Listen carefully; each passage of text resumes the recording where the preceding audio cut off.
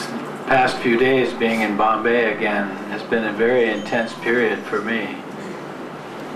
I'm enjoying it so much I can't tell you.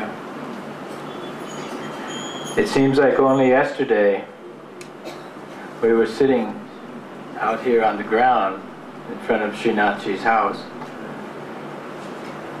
with Prabhupada, and there was 6 or 8 of us devotees, recently arrived in India, had no previous experience in this country, none of us had ever been here. Prabhupada set us down here in Bombay and said only one thing: spread Krishna consciousness throughout this whole country immediately.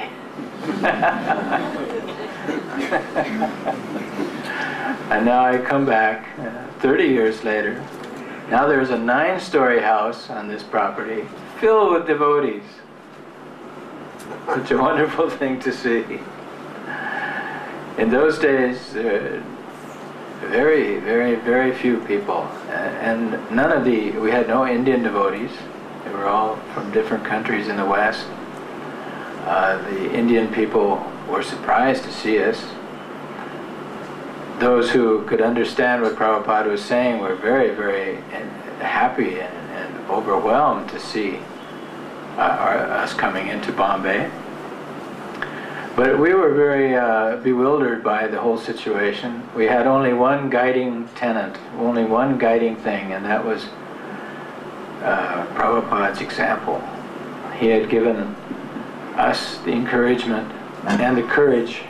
The spiritual greed that you were talking about was awakened in us by seeing his example. Today, we saw at Krishna Chandra's house a copy of Prabhupada's diary that he kept before he left for America in 1965. He was in Bombay preparing to leave. Still, he had no fixed tickets or anything like that, but he was wandering around the town of Bombay trying to sell his books, a few books that he had printed. And in 2 places in that diary, he says, "Today I will go see Mr. Maffatlal." Now, you must have been a little boy at that time, a few years old at most. So see how courageous Prabhupada was. I could just see him walking up the Maffatlal estate, walking up their road, opening that big iron gate, and a little man dressed in orange robes with no following, no one to talk to, no friends, walking around Bombay with a few books in a sack, trying to sell them so he could follow the example follow the command that his spiritual master had given him.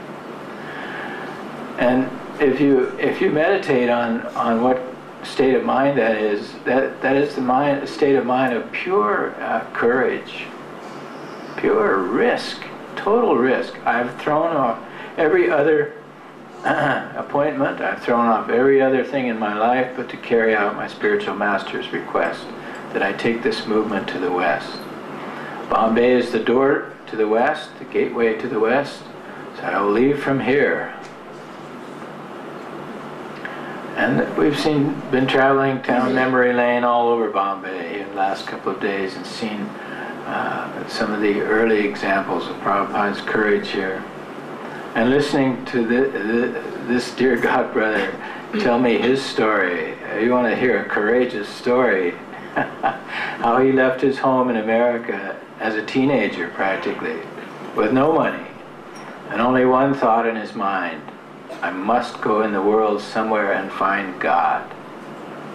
And how he struggled for years and years to cross over the Atlantic Ocean himself, and he was thrown in jail in many places in Turkey, these horrible places, in Greece, with no money, always hitchhiking, moving down the road, finding a new ride someplace, and then going another place, and not really knowing he was even going to India. But somehow or other, Krishna guided him in dreams and in meditations to go to India. And imagine in those days walking across Persia and Turkey to come in Pakistan and in Afghanistan to come finally to India. And knowing no one here, with no money, no contacts, no friends, how he struggled and lived in caves and ate only what he could find for food. And now here he is. So there's your perfect example of Krishna's courage right here, sitting with you. He's guiding you. Prabhupada was like that. There was nothing Prabhupada wouldn't risk. You could give Prabhupada the wildest idea in the world and he would say, okay, let's go do it. 70 years old. More than 70 years old.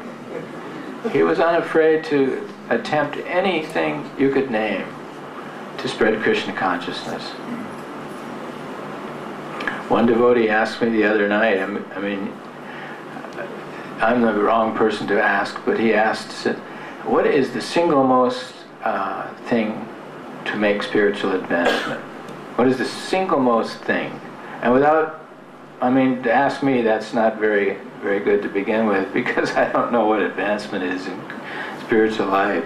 But it came to my head, the very first thing is risk. What is the single most important ingredient to make spiritual advancement? I said immediately, risk. Yeah, risk.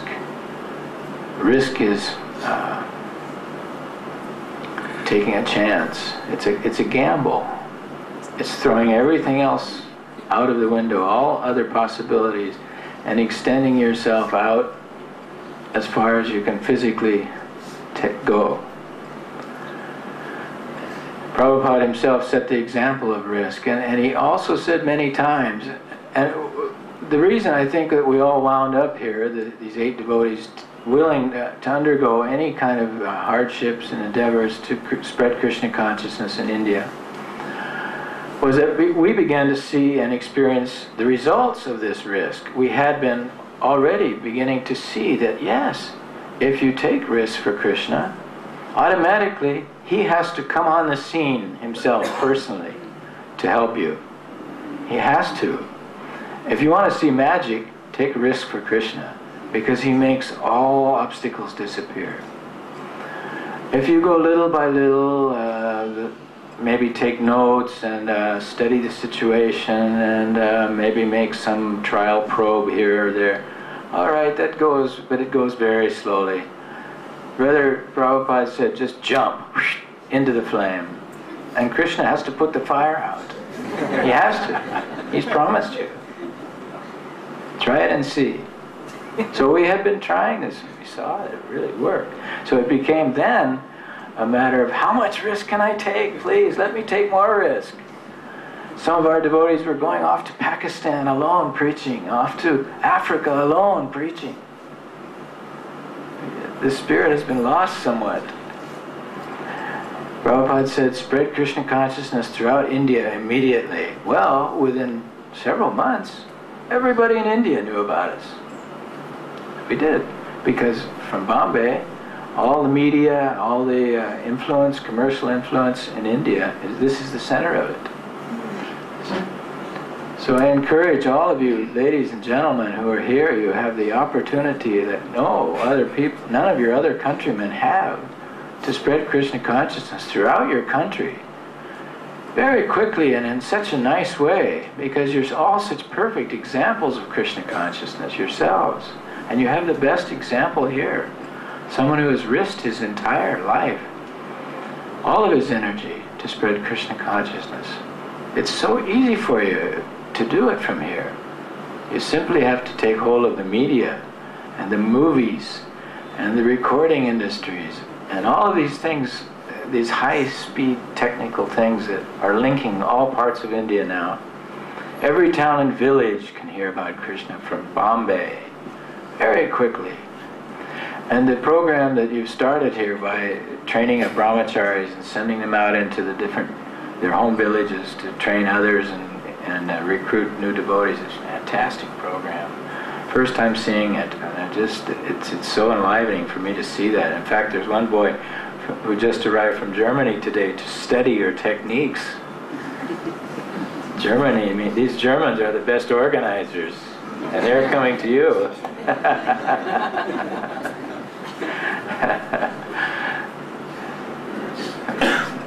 I don't have much else to say. Only that every day of being here is a new, it's just like seeing a revelation from all those seeds that Prabhupada planted here 30 years ago. I was saying, Srinathji, about how we were sitting down 9 stories below only 30 years ago with no hopes, very little hopes. Your father was an MP, so we came. We were hoping maybe he would have some influence. And then you yourself became Mayavadi.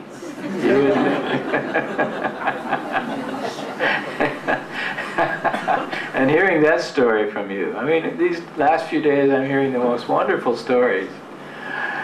Srinathji was defeated by Prabhupada.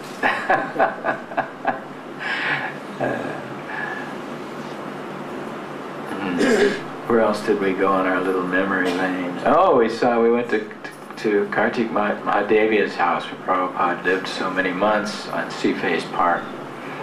And lo and behold, there was his old typewriter. The typewriter that I lugged personally all over the world after Prabhupada. Around and around the globe, year after year, this old typewriter, there it was, still working. Prabhupada had sold it to him.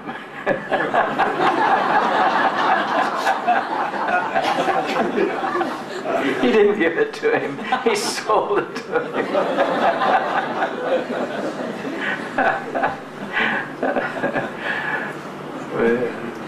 And seeing Ramchand Chabria again. Say one thing? Yeah. That typewriter, Shyam Sundar Prabhu, literally, he was Prabhupada's secretary. He traveled with that typewriter all over the world. And he would type, Prabhupada would dictate his letters, and Shyam Sundar would type thousands of Prabhupada's letters. Thousands of letters were typed on that little machine. And in those days there was no telephone, there was no email, there was nothing like a letter to the US took at least a month if it ever got there. So Prabhupada linked the whole world from Bombay, from India, different places, remote places in India even, with that little typewriter. He would send someone to the post office. It was a typewriter made in the 1960s. Little electrical typewriter. Nobody uses those anymore. Even in the most desolate villages, they have computers these days. So Srinathji Prabhu really wanted that typewriter. So he told Kartikeya Mahadevi's son Kirtan, he said, I will buy you a brand new computer in exchange for this old, outdated typewriter. And Kirtan Mahadevi said, if you were to buy me a brand new airplane, I would not give you this typewriter.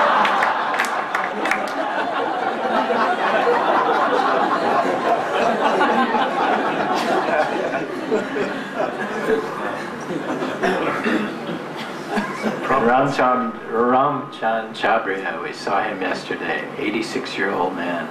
He was so helpful to Prabhupada in the early days here in Bombay.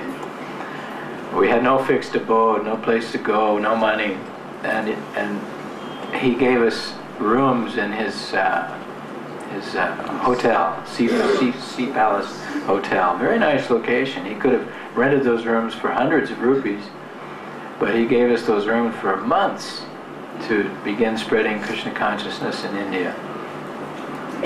To see him again was such an emotional experience. 86 years old, and he still remembers vividly all of his associations with Prabhupada in those times. Certainly, he will.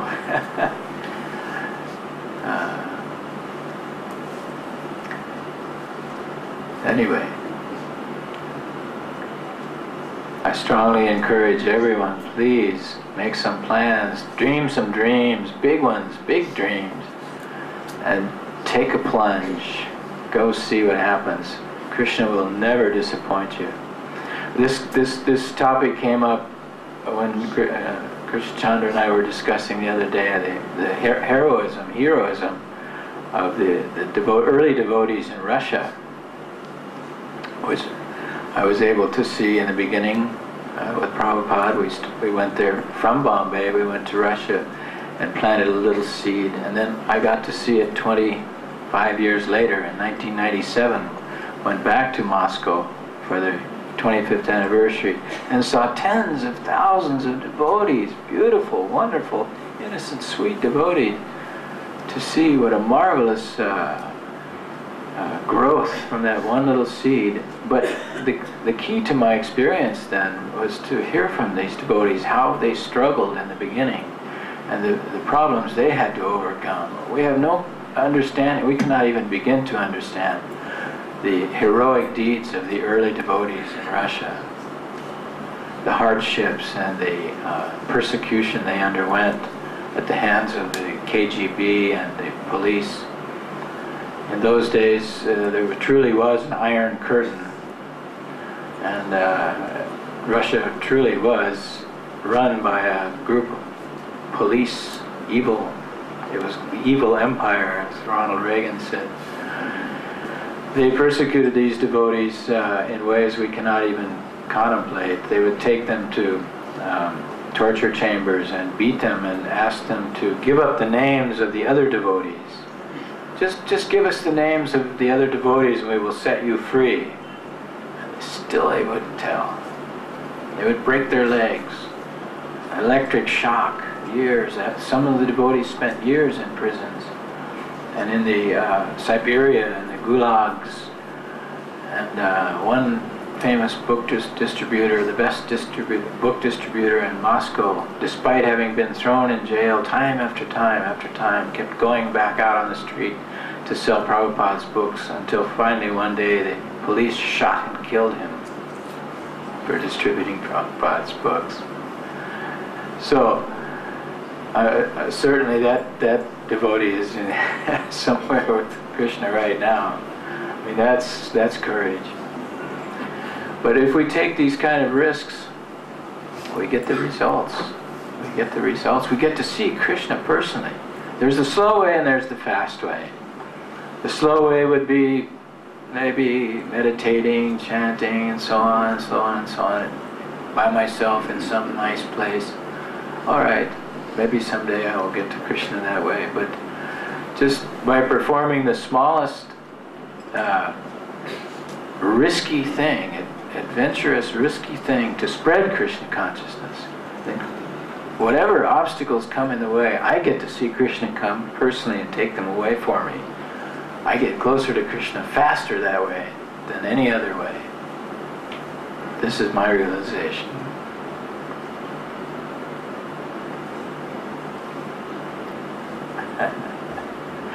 Would anyone like to ask any questions about anything to do with Prabhupada in the old days here in Bombay or any other place? When you say big dreams of what? You should have a big dream and big dream. Dream is yours personally. The big dream is to spread Krishna consciousness. Take up Lord Chaitanya's dream, which that it should be spread to every town and village, which was passed down through the parampara to Prabhupada. And that was his dream, because his spiritual master wanted him to spread Krishna consciousness to every town and village. But however you dream it is yours individually. However you think, you come up with a way. Prabhupada used to love it when someone would come up with a unique way to spread Krishna consciousness. Can you give examples? Well, there are so many. All the ways that were used to spread Krishna consciousness were originally somebody's dream. Prabhupada had the most dreams. He was the most practical. When we were sitting here in Bombay and we could see how difficult it was going to be, he said, well, let us have a life member program. A life membership program. It was so simple. We'll give everyone the books. They will pay 1,008 rupees and become life members. So suddenly we had a way to move out among the well-to-do and prosperous people of Bombay and spread Krishna consciousness by making life members. So that was Prabhupada's way of tackling the situation. So there's always an original idea that if you come up with it, try for it, it will work. There are other ideas. You can approach famous personalities who are leading personalities. I don't know about politicians so much, but others, perhaps show business people. They're headquartered here in Bombay.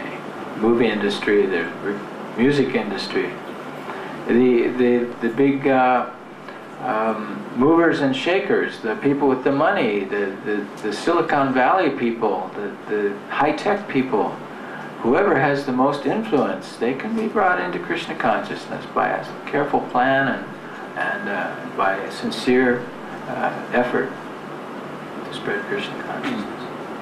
And the plan you have for spreading village by village is an excellent plan. Because for every 10 devotees that come into Krishna consciousness that way, each one of them will make 10 more. And then each one of them makes 10 more. And it doesn't just grow arithmetically like this, it grows hyperbolically like this.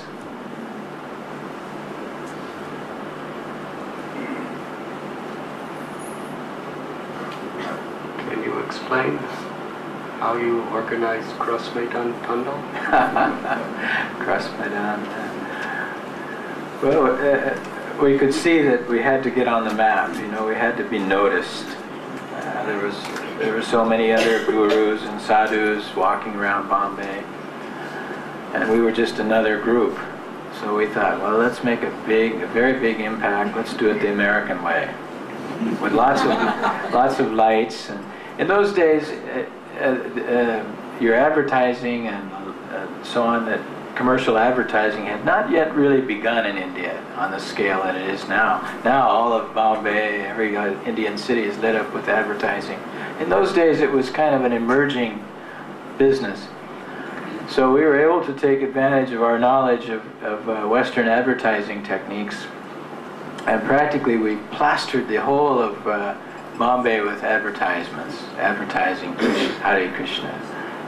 We acquired the Cross Maidan plot and built a very large pandal there, and we figured that was the best way to introduce Prabhupada to Bombay, that he would speak there night after night for 10 days or whatever it was. But we did things like we got the one person to give us his skyscraper, the wall of his skyscraper. I think it was about 15 or 20 stories tall, and we painted Hare Krishna down the side in giant letters. You could see it all over Bombay. we made a big balloon and floated it above Cross Maidan with Christmas lights on it, flashing, saying Hare Krishna, Hare Krishna, Hare Krishna. No one had ever seen this kind of thing before in India. We put hoardings everywhere, all over the town, giant hoardings that just said Hare Krishna, Cross Maidan, and the date. So eventually everyone wanted to go. Everyone wanted to go. So every day they said at least 50 to 100,000 people passed through the pandal, and they saw us. That was the beginning. That was March of 1971. Yeah. So we've been discussing maybe we should have a redo of that next year. Maybe another Cross Maidan meeting. You will come and do it? Yeah, I'll come and organize it. And you speak, you and some of other, we'll call it the return of Prabhupada is basically what it is, but now look what Prabhupada has spawned, and have many of his great Maharajas, his great Goswamis that he has created speak in the same manner that he spoke. You are his children, now you've come back. And let the people judge for themselves the potency of Krishna consciousness. I think it'd be a wonderful thing. We could show movies too. The movies, I think the Autobiography used to show the movies then of our early efforts in America, and they were quite impressive then, but can you imagine the films of our worldwide movement now, where in almost every large city across the world there's some Krishna consciousness temple and activities are going on there. if these were again brought to the attention of the public here in Bombay, it would revolutionize thought again in this town. And I've noticed in 30 years that India had a rebirth of spiritual life from 30 years ago. Do you agree with me? Anyone who was around in those days? In those days, people had forgotten about God in general. And whether they're from this religion or that religion doesn't matter, but I see so much more now of spiritual thought and spiritual revival in this country. And I think it's a direct result of Prabhupada's coming here. As you mentioned before, it seems that the great opportunities to take such risks as in that times are gone. We don't just leave everything behind and go to some foreign place to spread Krishna consciousness. So could you give some ideas what it means, for example, for a person situated here in this area and his business and his devotee congregation to take up such a risk? I think that's an illusion that those times are gone. They're always here. They're always here. There's no big center in Colombo. Go to Colombo. Go to Tibet. Go to China. Those opportunities are all there. It's not that the opportunities are gone. And there's this whole new wave of electronic possibilities.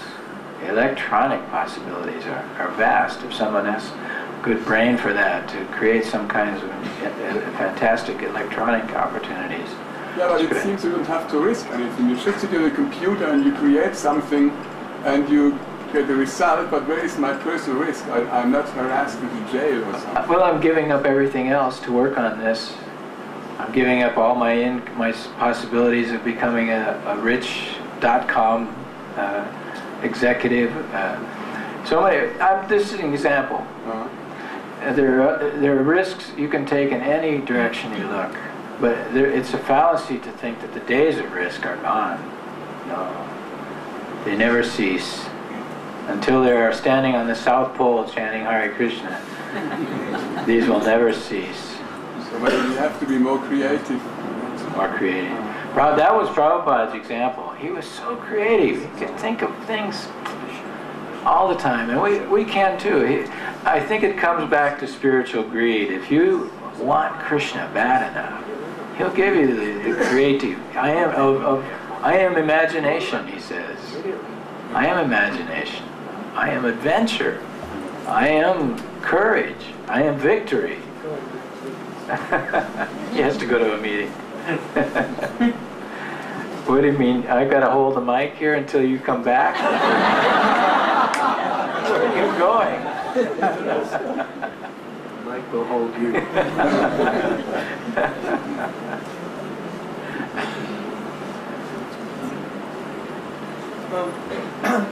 Can you mention some situations when you were with Srila Prabhupada or under Srila Prabhupada's guidance, when you personally took these risks, and what realizations you had from taking these risks? Like you said, if you take risks for Krishna, he comes on the scene.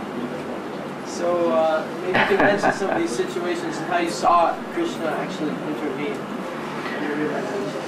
Well, it's almost, when you're out there on the edge, it's almost a daily realization. There are certain ones that stick in your mind. For example, the one you asked me the other day about the Krishna book, when Prabhupada, I'm not sure if everyone here heard that story or not, but in summary, it came to Prabhupada requesting me to ask George Harrison, a famous personality, to give us $20,000 to print a book. And I was reluctant to do that. Prabhupada said, "Never mind, Krishna will help you." So I went ahead and did it anyway. And at the point of asking him for the $20,000, a bolt of lightning hit the house. The lights went out for a few moments. And when the lights came back on, George says, "Of course I'll give you $20,000. Krishna directly interfered. That's a very graphic example.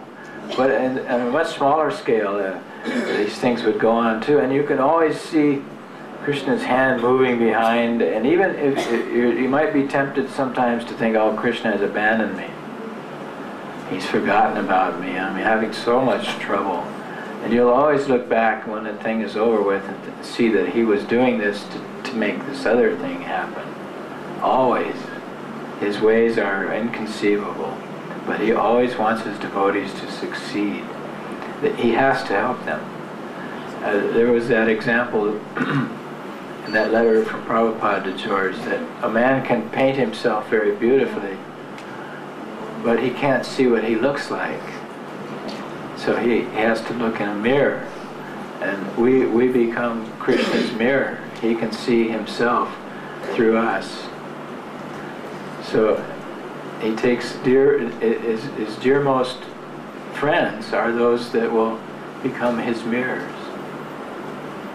reflect his beauties through loving exchange.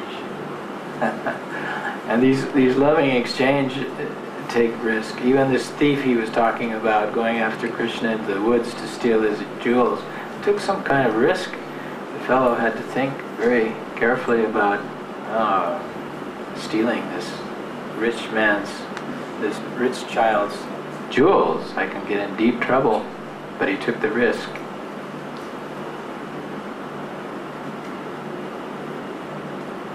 Have any questions? Oh, you have to keep speaking here. Can you tell the story of organizing the lunch for rockheads in San Francisco and Prabhupada attending that program? All right. It may not be very interesting to most people, but I'll tell it if you like.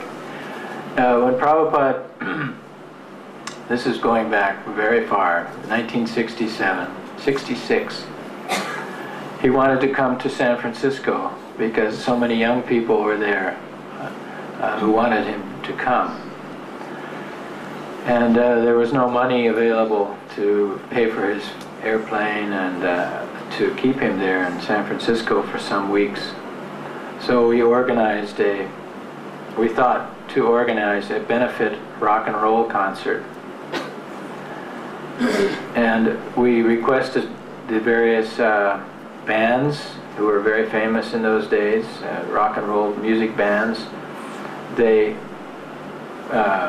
volunteered to contribute their time without pay, and the owner of the hall also gave the hall free.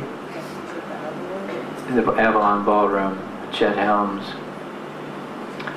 So we were able to have a very successful concert, and Prabhupada came that night from New York and danced and chanted on the stage with all the thousands of young people in San Francisco. And from that moment on, the Hare Krishna movement was launched in San Francisco. These kind of events are very helpful to launch people's ideas if they're in conjunction with celebrities. And it's almost like most people who follow the common herd, they need to have the stamp of approval of someone who's famous or a leading personality. If that person says, yes, this is a very good movement, then they automatically will have some attraction for it.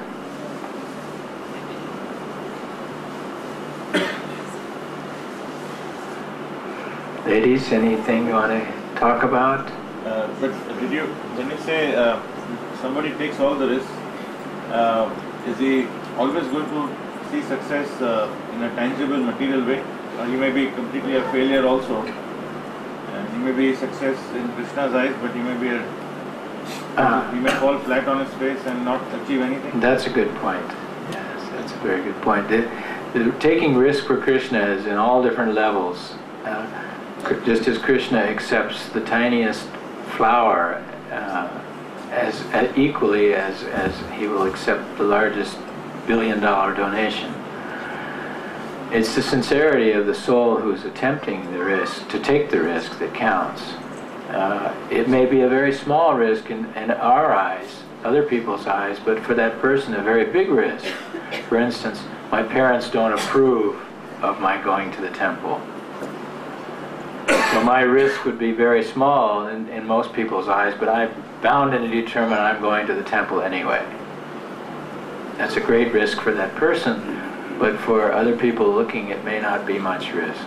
But Krishna will accept that risk in the same level as he would accept any high risk. I think you get the chance to see Krishna even in the small risk also. You have to see him come. He'll help. He always helps. It's relative. Everything is so relative. For that person who thinks, oh, my parents disapprove of this Hare Krishna movement, this of me going to the temple. For that person to have the courage to continue going, despite his parents' wishes, he'll see Krishna also. Krishna will help him. Krishna will change his parents' minds gradually. I saw it happen with my own parents. They were very much against what I was doing. They thought I was crazy. What is this boy of mine? I'm the only son of fairly wealthy parents. My father was heartbroken. My God, my son, what happened to my son? He's got a shaved head, he's wearing robes, he's talking all this stuff, I don't understand it. But in later years, both my mother and father were very, very attracted to Krishna consciousness. They loved it. So you're right, that is a good point. That risk need not necessarily be something that's earth-shaking, but it has to mean to the individual devotee something very risky.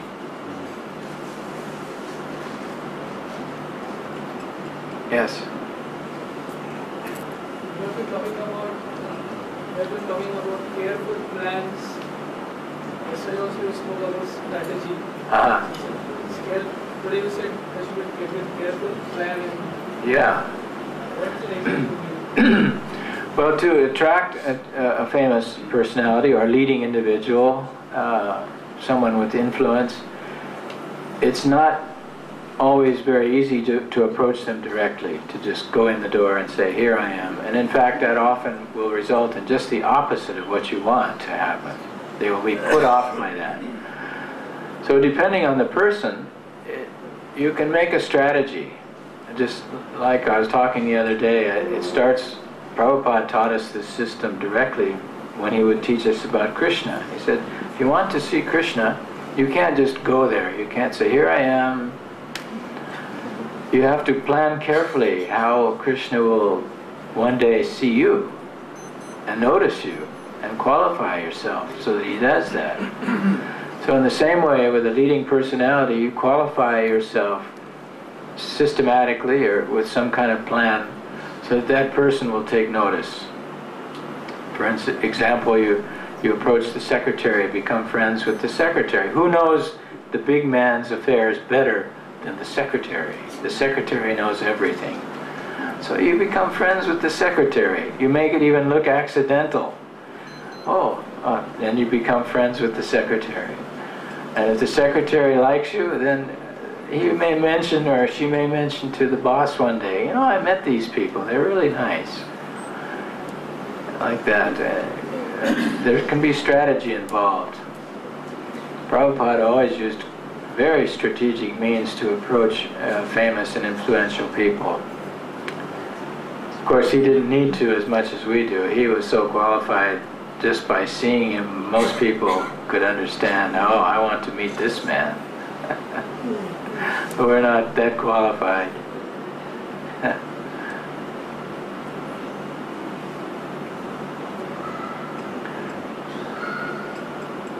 Anyone else?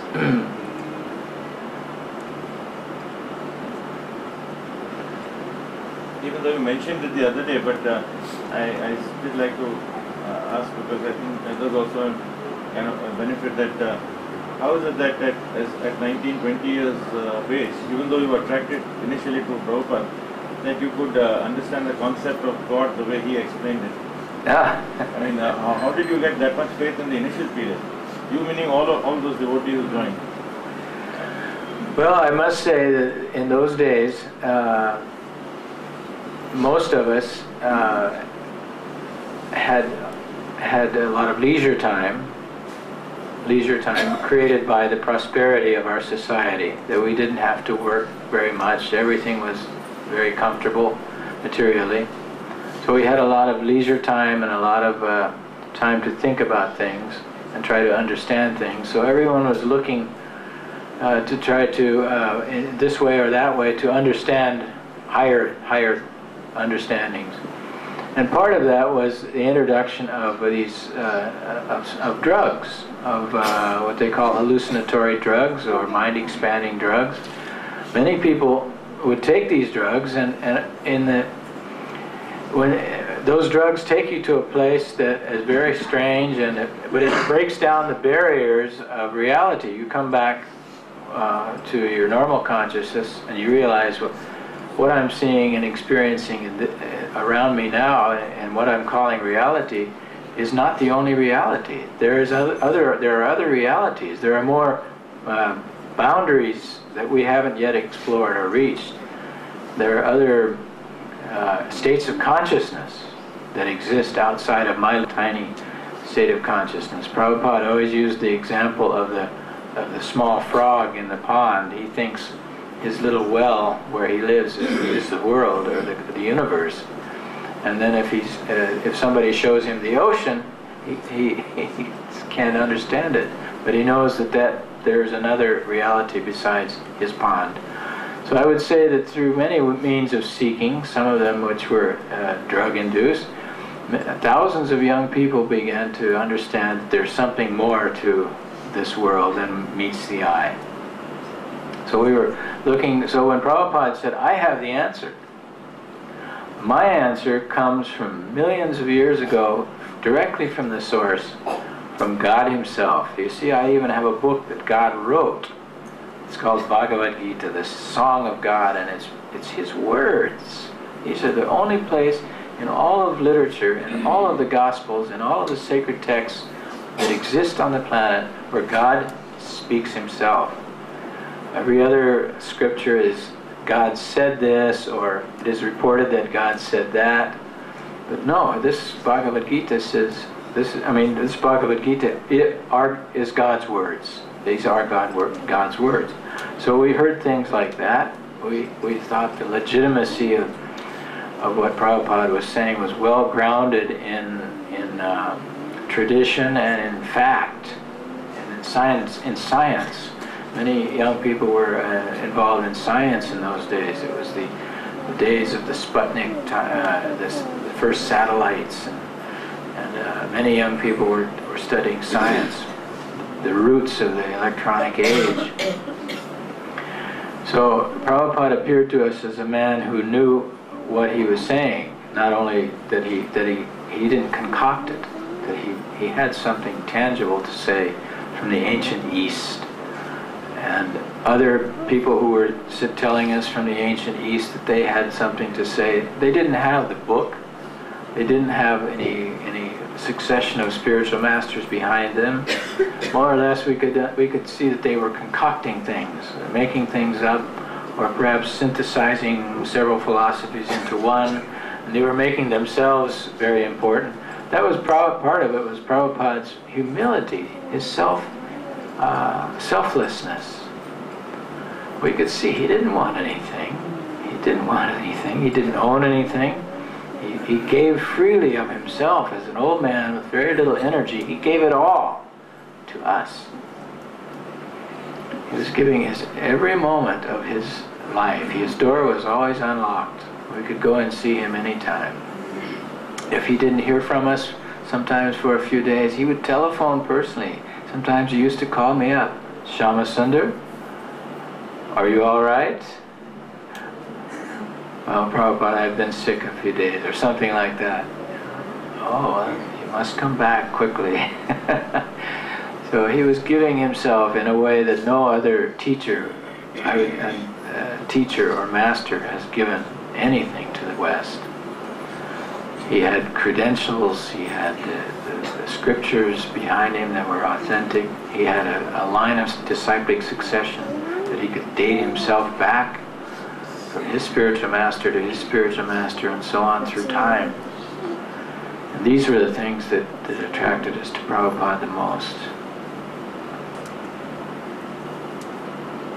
can you try, I don't know if it's possible, but can you try somehow to explain what it was so special when Prabhupada cooked prasad for you? What was the special thing in that? When Prabhupada cooked prasad for He us? was cooking personally for you in the beginning, and we heard that it was just like nothing else in this world. Is it possible to describe that? It's a long time ago. Well, first of all, these dishes we had never tasted before, so automatically they were so different and so tasty. And Prabhupada would cook a little something for a few of us, but mostly he cooked to teach the girls. I mean, the girls got much more prasadam from Prabhupada than we did. He would take one or two girls in the kitchen and cook for them, and make them go and taste everything, and then he would ask them to prepare it, and he would critique how they prepared it. Rarely Prabhupada would make something for everyone, but of course when I travel with him sometimes he had to cook. We didn't have any good cooking facilities, and that was always special. I mean, how can I describe it? Prabhupada was so amazing. You know, I was so lucky to have almost every day for years and years. I was in Prabhupada's personal association, and I watched him every day, all of his movements.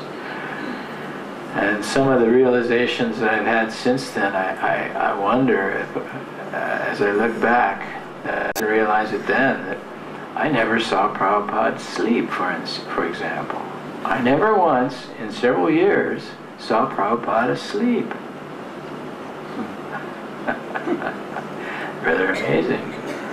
Sometimes his eyes would be closed as if he's resting, but he was always conscious of everything around him. If a pin dropped, one eye would open up. Or he would come, even in rest, he would be thinking about how to spread Krishna consciousness. He would lay down for an hour or so, and then I'd hear his little bell, and Sham Sundar, and he would come out, he would say, take dictation, and he would come out with a whole new idea of how to spread Krishna consciousness in great detail. So you could tell he was just thinking about that, not sleeping. Another thing I realized that I never saw him make a mistake. Can you point to anyone and say they've never made a mistake? He was faultless, perfect. He never made even the smallest error. His ways of dealing with people of all kinds were always faultless. And his movements, and his plans, and his itinerary. He made all of us around him take a look at time in a different way. Rather than a time being a series of cause and effect, that if I do this, then this will happen. We let time just be Krishna's decision. How things would happen would just be according to the way Krishna would want them to happen. There would be a vague itinerary, but nothing ever went the way you thought it was going to. And never in all the years did it change in me that when I came to Prabhupada's door and the door was closed, this thrill of anticipation would shoot through my body as I turned the door to open it, because I never knew what was going to happen. Never knew what miracle would happen when I opened the door, whatever Prabhupada would say or do next. He was totally inscrutable, inconceivable. And other thing I've realized since then is that some people say, oh well, this Sai Baba, he can make ashes appear in the air, or this guru can do this, or this guru can do that, magic tricks. What did you see Prabhupada do? Any magic tricks? And you have to say, well, Prabhupada came to the United States as a 70-year-old man, And in 10 years, he had thousands of people, disciples around the world, and in every nook and cranny of the world, people were chanting Hare Krishna. What could be more miraculous than that? That is a great miracle. Prabhupada didn't need to do the jugglery that he called siddhis, that these lesser yogis were fond of doing to trick people to get some money. Cases in point, we went to this Kumbh Mela one time. Prabhupada took a group of us there. I assume you all know it is the Kumbh Mela, where all the yogis gather at the conjunction of the Jamuna and Ganges rivers and have a meeting. At that Kumbh Mela, many yogis come and perform their tricks. And we would walk, Prabhupada would walk down through this aisle of yogis, each one with a little pot in front so you could throw coins. And some would have nails through their bodies, or they might be levitating off the ground a little bit, or some other trick that they had learned. And Prabhupada would just be followed by about 20 Western devotees down toward the river. And he would say, "Oh, you see, these yogis have spent all this time just to earn a little money. They've gone to so much trouble just to earn a little money, and I have millions." There was a time in London where I was the president there. I had some extra money. We were supposed to have this money. Somebody wired us, Karander wired us this money, 12,000 pounds, English pounds. And we were supposed to use this money as a down payment on a temple in London. At that time we didn't have, we only had Berry Place, we didn't have Bhaktivedanta Manor. So we had 12,000 pounds in our bank account, and I kept thinking, well, it's just sitting there, it's not doing anything. So Gurudas knew someone who worked in a bank, the Bank of Tokyo or some Japanese bank in London. And this fellow had told Gurudas confidentially that at the end of the following week that the Japanese government was going to legitimize it, make it legal for the citizens of Japan to own up to 1 kilo of gold. They could each own privately up to 1 kilo. They were going to deregularize gold for the Chinese citizens, Japanese citizens, that they could each own up to 1 kilo. So Gurudas brought me this news back. I began to think, man, that means the price of gold is going to go way up. At this time it was only about, I think, $60 an ounce. So I took the $12,000 and I went to Zurich, flew to Zurich, and opened a Swiss bank account, and I bought 12,000 pounds worth of gold. And I sent Prabhupada a telegram telling him this is what I was doing, that I was in Zurich. Prabhupada sent me back a telegram. He says, "I am arriving on such and such a flight." So Prabhupada flew from Bombay up to Zurich to meet me there. Just Prabhupada and I. And I had one other devotee with me. And he brought one devotee. So there were just the four of us in Zurich. And we had an account, a gold bullion account in the Swiss Credit Bank on Bahnhofstrasse. And we bought, with 12,000 pounds, I bought, I don't know how many ounces, at $60 an ounce. And so Prabhupada arrived just the day before the Japanese deadline was to be announced. And so we went down to the bank lobby, and we were sitting in the little lobby there, and all these plush couches. And across the wall they had the electronic counter, you know, with all the stock prices and the metals, commodities prices flashing by. Prabhupada and I sat there for hours, and sure enough, they announced it in Tokyo, and the price of gold started going, and soaring up, $80, $90. So Prabhupada was just like a little kid, you know, oh wow.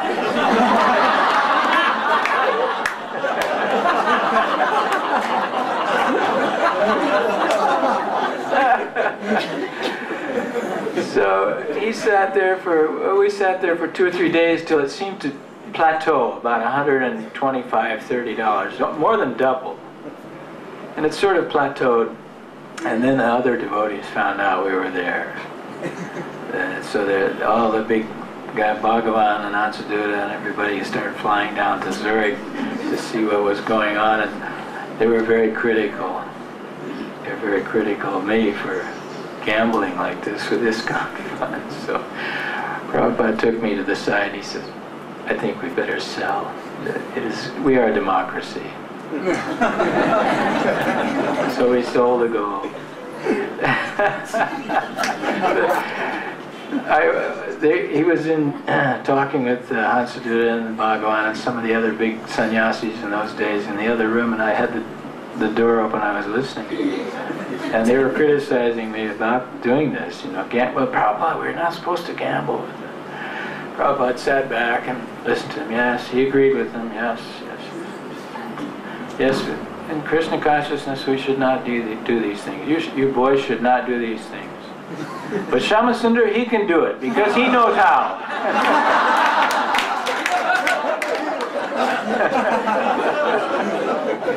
So he got me off the hook. But there's an example of risk. Throw it in the wind. 12,000 pounds. That was our down payment for our temple. But we doubled the money. And it went into, in Prabhupada, we opened an account. It went into Prabhupada's account, all the money anyway. So, but Prabhupada never kept money, even though he had accounts here and there, bank accounts, and sometimes there was lots of money in them. It was always used for his projects, printing books or opening temples here or there. If any devotee needed money, they just only had to ask Prabhupada. He would give freely any money for any plan that he had, as long as it was a good plan. He even loaned us the money to go to London. He loaned us $1,200. And I've got a letter that where I sent him the money back. I'm acknowledging today herewith the receipt of your 1,200 and such dollars. Thank you very much. He was the most practical also. Going back to this mantra rock dance, we made that night a couple of $2,000 or $3,000. And I had not yet met Prabhupada. He had flown in that day for the rock dance, but I had not met him personally. Only had seen him come out of the airplane into the car. So he asked Mukunda the next morning after the dance, well, who has made this money? Who's responsible for this? And he said, well, this my good friend Sam. So, have him bring him up here. So I came up. And I didn't know what to do. I didn't know whether to go over and shake hands with Prabhupada or, say hello. There was nobody knew what to do in those days. Prabhupada was just new. I mean, we were just something new and fantastic, but we didn't know what to do. So I think I bowed down. Mukunda said, bow down. Oh, I bowed down. Then I stood back up, and Prabhupada said, so, how much did you make last night? He was all glowing, he was charming me to death. And I said, I'm not really sure. Malati has the money. I think it's $2,000 or $3,000. And he said, someone who makes money should also be accountable for it, should know how to spend it and take care of it. Do you know bookkeeping? I said, no, I don't know. Double entry bookkeeping. I said, no, I don't know double entry bookkeeping. He says, then I will teach you. Come over here. And I sat down beside him. Mukunda, get some paper. So he put some paper there, and he began to teach me. He says, now you come 1 hour every morning all week, and I will teach you bookkeeping. So I got to sit right next to him. That was my first service, to learn bookkeeping from Srila Prabhupada's own hands. He accounted for every paisa. So he was not prolific with money, but he always seemed to know when money was required to lavishly spend it. if needed. Or if it was not required, don't spend it. We were such young and ignorant boys and girls in those days. None of us had any qualifications. None of us were businessmen or experienced in any way. We were hippies. Love and peace, that was our motto. And do your thing. And there's no limit. We already knew there's no limits to anything, so that part was okay. But we had no qualifications to spread Krishna consciousness, other than our enthusiasm. But Prabhupada trained us, one by one, how to do these things. He took his time to so carefully explain even small details like bookkeeping.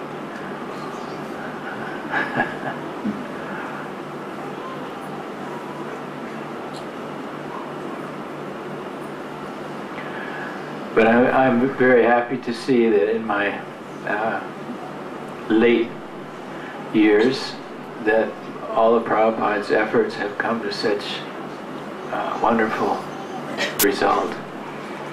There was some period I went away for a number of years to pursue my own material career.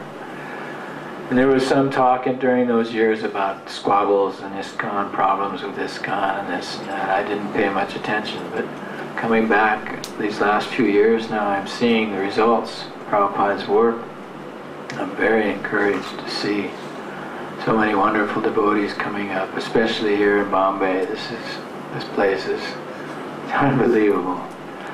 And there's a few of Prabhupada's close disciples, like Radhanath Swami, who they're right there. They've got it. They've got pure Krishna consciousness. They've got it. So with their help, we can continue spreading this movement all over the world. Prabhupada's sitting there within Radha Goswami, Radhanath Swami. And there are several other of our dear God brothers who made very great advancement also, I feel. It's not a time for lamentation, it's a